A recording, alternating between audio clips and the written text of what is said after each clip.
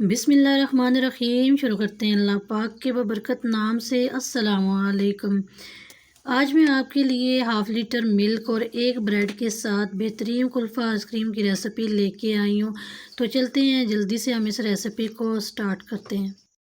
इस आइसक्रीम को बनाने के लिए हम यहाँ पे लेंगे हाफ़ कप शुगर। तो अगर आप 1 लीटर से कम मिल्क इस्तेमाल कर रहे हैं तो हाफ़ कप शुगर काफ़ी रहेगी। जो हम नॉर्मल चाय वाला कप होता है तो हाफ़ कप ही लेना है। तो अभी हम इसको मीडियम फ्लेम पे कैरामलाइज़ करेंगे, इतना टाइम नहीं लगता। यहाँ पे शुगर कैरामलाइज़ कर लिए। अभी हम यहाँ पे इसमें मिल्क ऐड कर देंगे। तो 1 लीटर से थोड़ा सा कम है। और अभी हमने यहाँ पे ठंडे दूध का इस्तेमाल किया है, इसलिए जो हमने शुगर कैरामलाइज़ की हुई थी वो हार्ड हो गई है।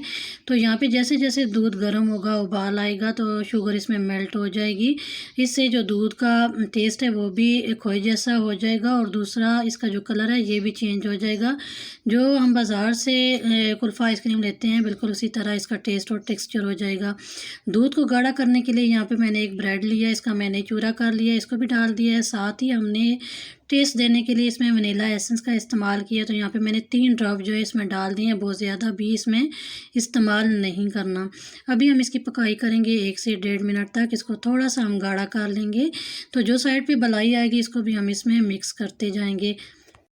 तो मिक्सचर हमारा तैयार है। अभी हम इसको ठंडा करने के लिए रखेंगे। अच्छे तरीके से इसको ठंडा करना है। 5 मिनट के लिए इसको आप रख दें ठंडा होने के लिए। फिर चलते हैं हम नेक्स्ट स्टेप की तरफ।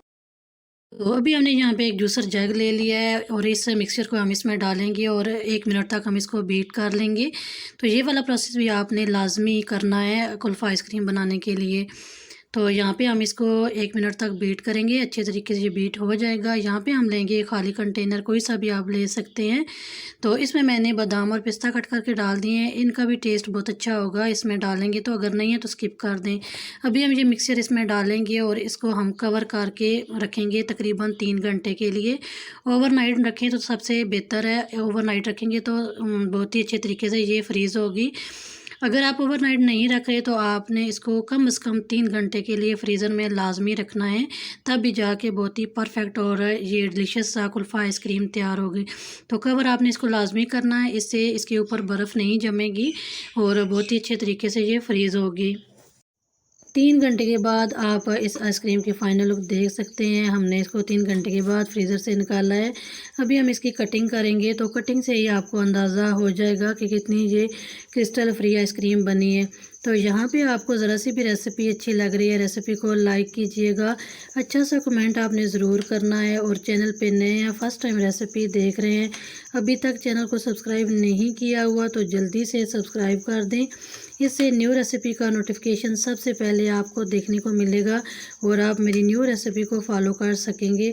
तो ज़्यादा से ज़्यादा आपने इस रेसिपी को शेयर करना है। शेयर के बटन पे क्लिक करेंगे तो आप इस रेसिपी को ज़्यादा से ज़्यादा फ्रेंड्स एंड फैमिली मेम्बर्स में शेयर कर सकेंगे।